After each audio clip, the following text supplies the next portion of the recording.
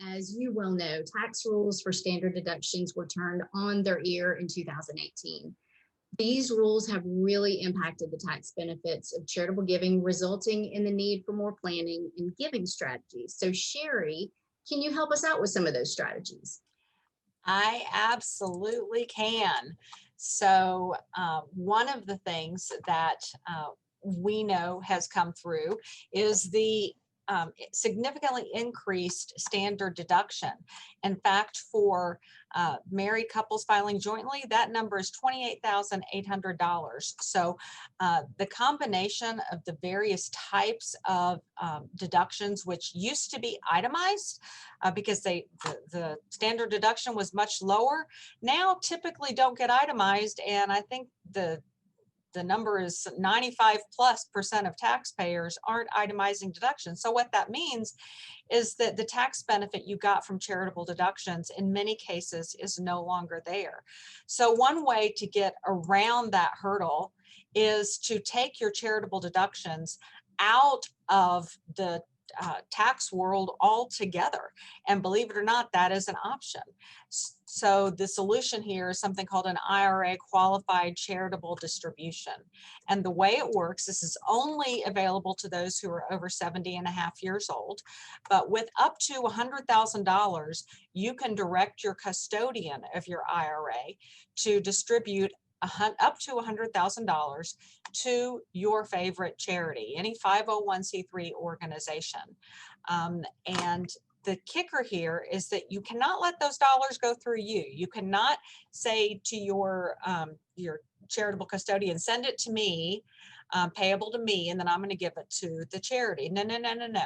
The check has to be made payable to the charity in order for this to work.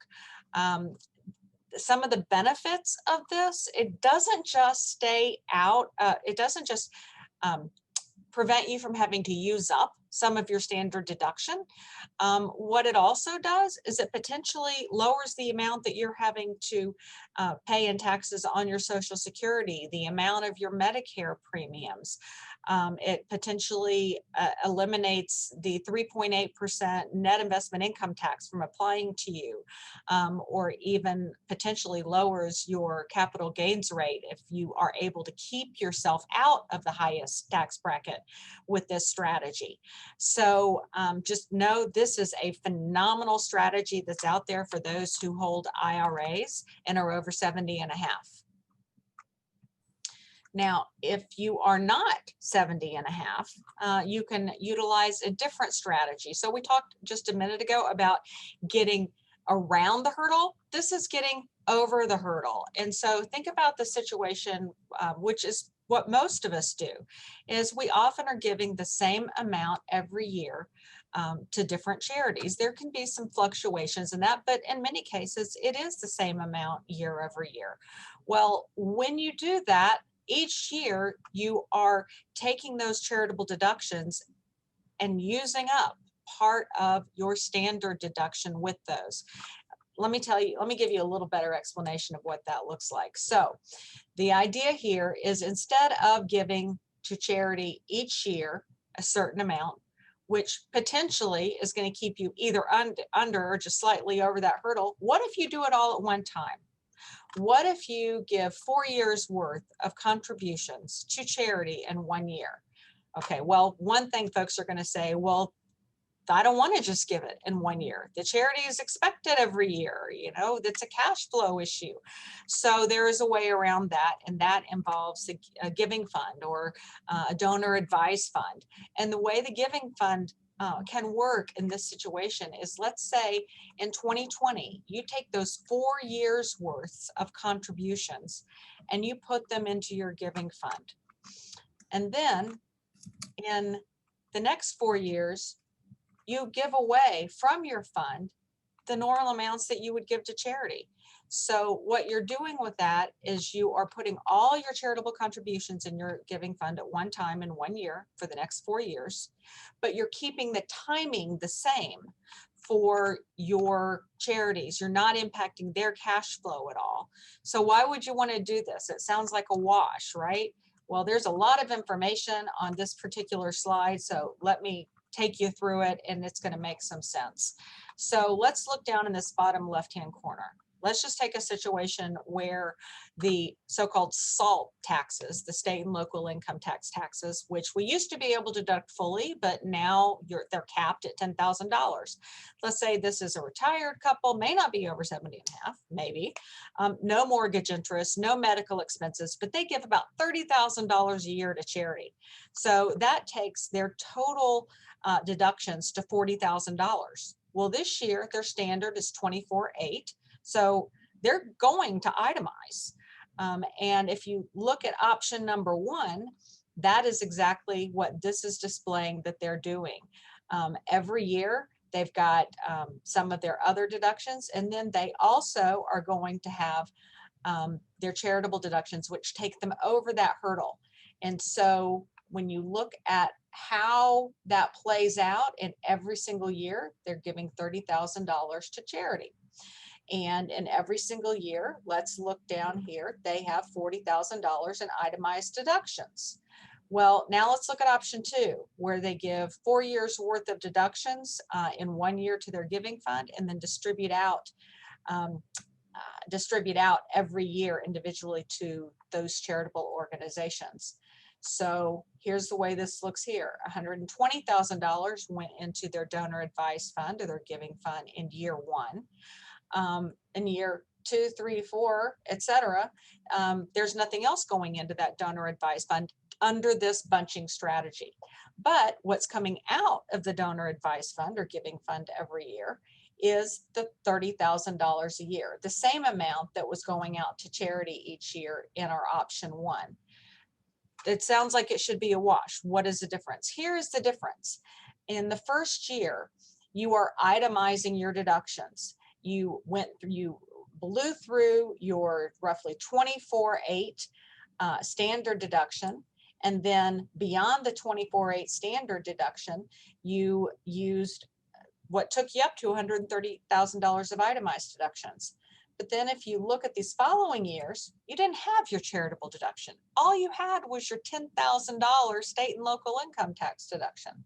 But you could use your standard deduction of 24.8. So even though you had $10,000 that in the old world you might have itemized, now you've got a 24.8 standard deduction. I know this sounds technical, so let me just get to the punchline.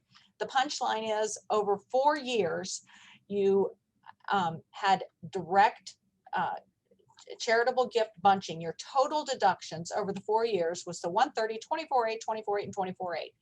You gave the same amount to charity. Nothing more came out of your pocket. You just changed the timing. The total deductions over that period were $204,400.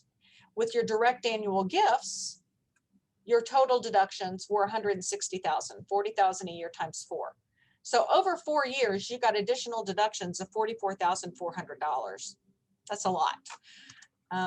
So there are other reasons, though, to use a donor advised fund.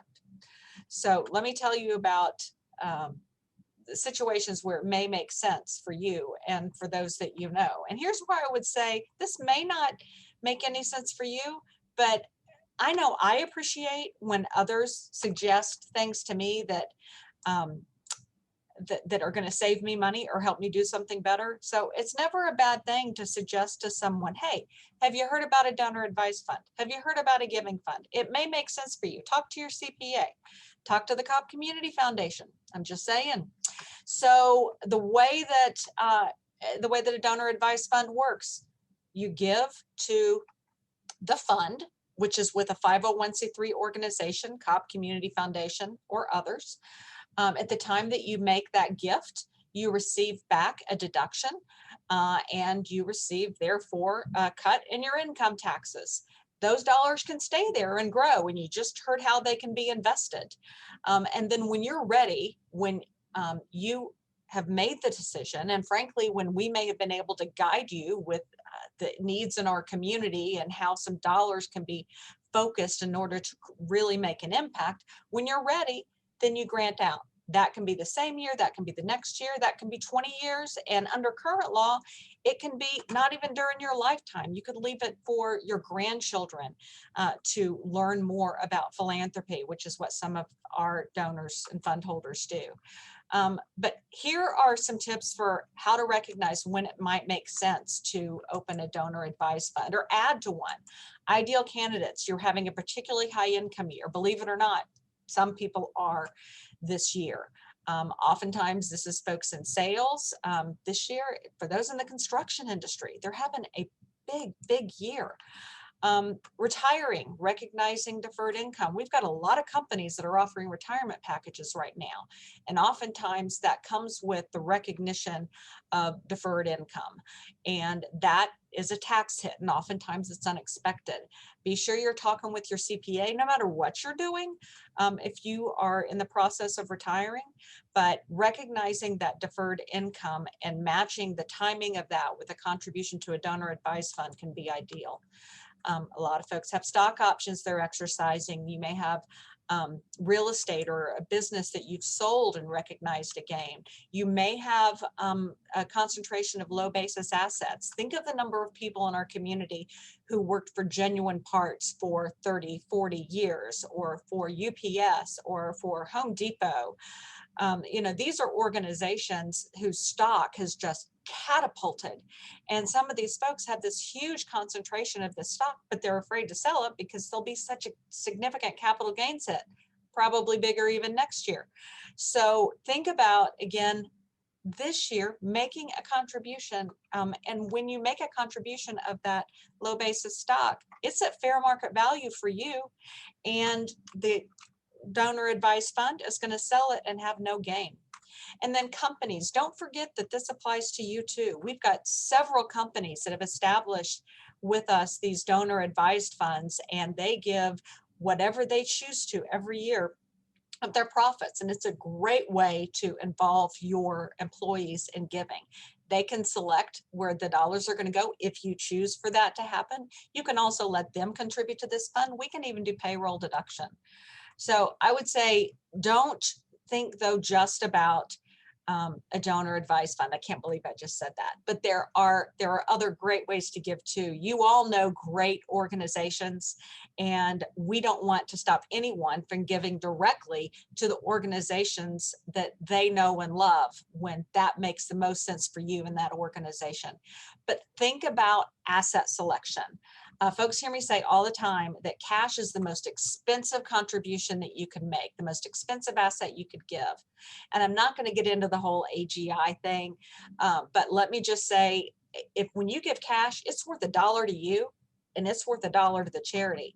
When you give low basis stock, for example, or mutual funds, you are deducting the fair market value, and the charity, in essence, is absorbing any gain. There really isn't for them because they're a charity. And so if you were to sell it, it's worth its fair market value minus the taxes that you're going to have to pay. But if a charity sells it, it's worth the full fair market value because they don't have any taxes. That's why I say cash is the more expensive gift, because it's dollar for dollar, where a low basis stock, it's not. It is worth less to you than its fair market value if it's an appreciated asset. Same thing with non-income producing real estate. That's even more so, because if you've got a low basis, you may also have costs such as the property taxes, such as the insurance on that particular asset. So keep in mind, some charities, and Cobb Community Foundation is one of them, can accept real estate. There are certain things that have to go along with that, and we'll probably ask you, as would most charities, to help fund whatever those expenses are until the property is sold. But then it is off your plate entirely, and we will have converted it to investments where it's going to continue to grow and be available for you to give away within your fund. So I'm going to stop sharing there. Whew. All right. Thank you so much, Sherry. That was super helpful. If you, our fund holders and donors, would like to utilize some of these giving strategies, but you're just not quite sure where to give, we would love to suggest the COVID-19 fund that Sherry mentioned earlier. 100% of all of your contributions are going right back into our community to help those affected by the pandemic. And as we all know, it's not over yet as much as we would like it to be. Because of all of the ways that Sherry mentioned earlier that CCF has been involved in addressing these needs, your contribution can be even more targeted and effective.